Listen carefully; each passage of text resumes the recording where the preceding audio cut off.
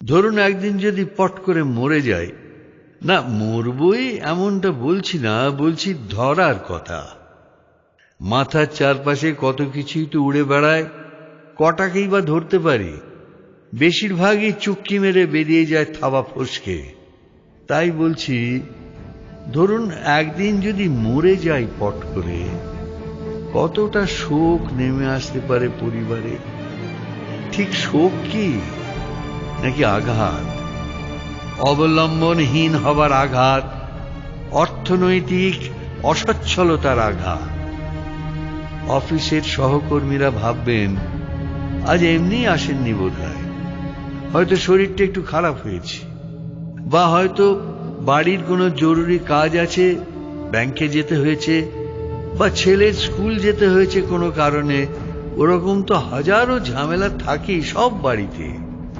আচ্ছা, আজ ওনাদের বিবাহ বার্ষিকী নয় তো? ও তাই দুটিতে মিলে সিনেমায় গেছেন। লাঞ্চটা নিশ্চয়ই সেরে নেবেন ভালো কোনো রেস্টুরেন্টে। ছেলের জন্মদিনে তো হতে পারে। তা সে যাই হোক না কেন, উনি অফিসে আসলেই কিন্তু সবাই মিলে চেপে ধরতে হবে, আমাদের খাওয়াতে হবে একদিন।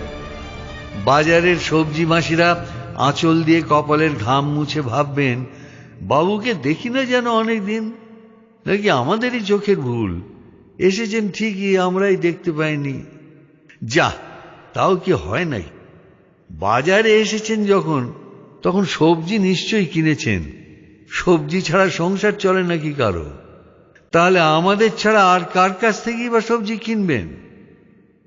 মাছওয়ালারা অবাক হবেন আরো বেশি। ঘুরে ফিরে যে দু চারটি দোকান থেকে দরদাম ছাড়াই মাছ কিনতাম, মাছ কাটার সময় ওরা আমাকে চা খাওয়াতো। টুকটাক বাক্কা আলাপে আমিও ওদের পরিবারের খোঁজ খবর নিতাম।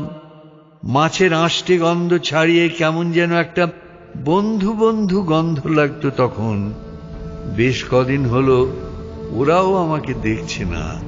টাকা পয়সার হিসেব বুঝে নিতে নিতে ওরাও কি ঘাড় উঁচু করে খোঁজেনি আমাকে বাজারের ভিড়ে? ভাবেনি হয়তো বেড়াতে গেছি কোথাও? তারপর হয়তো কোনো এক শালিকের দুপুরে বেজে উঠবে সেই পরিচিত রিংটোন, দাঁড়িয়ে আছো তুমি আমার গানের উপারে। হয়তো ফোনটা ধরবে সদ্য নিঃসঙ্গ আমার প্রেয়সী, হয়তোবা সদ্য পিতৃহীন আমার একমাত্র ছেলে ডুকরে আসা কান্নায় জানিয়ে দেবে, আমি নেই, আমি নেই, আমি নেই, আমি আর নেই। আর আমাকে দেখা যাবে না অফিসে, বাজারে, পাড়ার রাস্তায়, চায়ের দোকানে, নতুন কবিতায়।